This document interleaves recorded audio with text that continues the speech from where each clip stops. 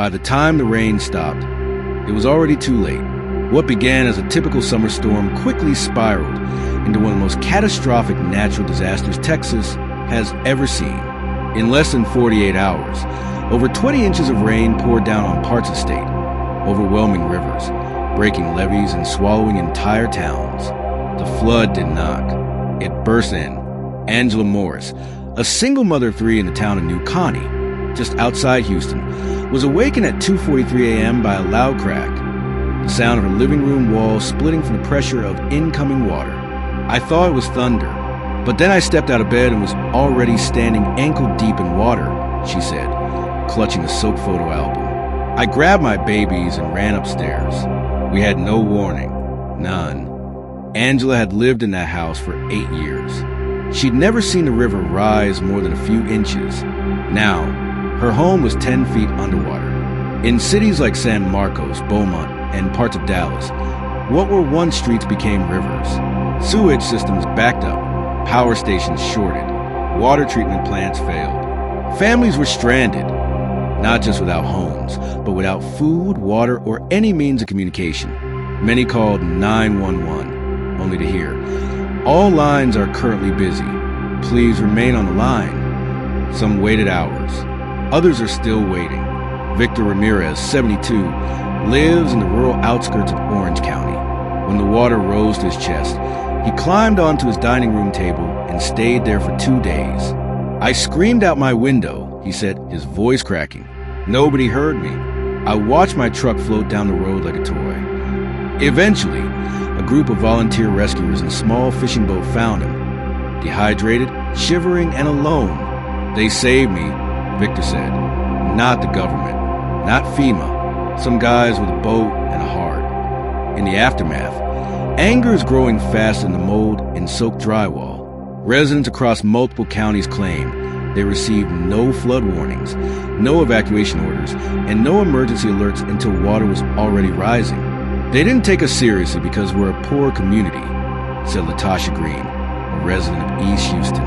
"If this was a rich neighborhood, helicopters would have been here within an hour." Her words echo a wider criticism that low-income and minority neighborhoods were hit hardest and helped last. If at all, officials defend their actions, saying the flooding was unprecedented and that they did the best they could with the information available.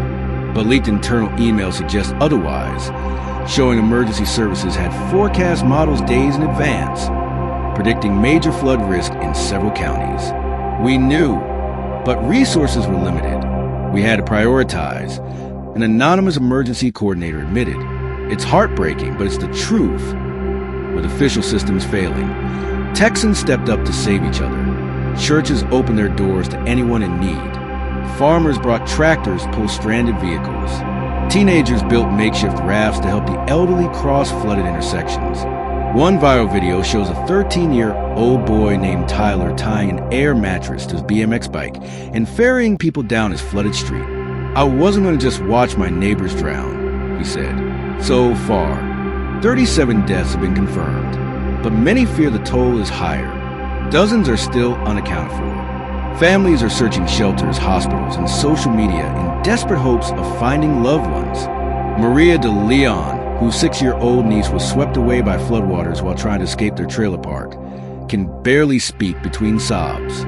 "She was scared of thunder," she whispers. "I still hear her screaming." As waters recede, the scale of the damage comes into full view. Over 100,000 homes damaged or destroyed, billions in infrastructure loss, and an already overwhelmed insurance system on the verge of collapse. FEMA, despite promises of rapid aid, is backlogged. Many families have been told they may wait months for relief. "I can't wait months," Angela Morris says. "I don't have a house to wait in." Why weren't evacuation alerts sent earlier?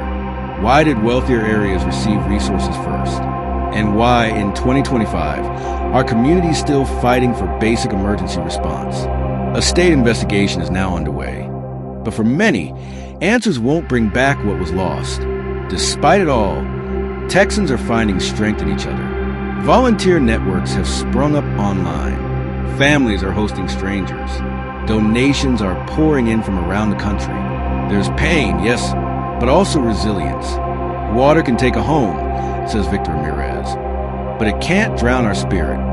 And as the sun finally breaks through the heavy clouds over the Lone Star State, the message is clear. Texas is underwater, but it's still standing. Thank you for watching. For more videos, please support me by liking and subscribes.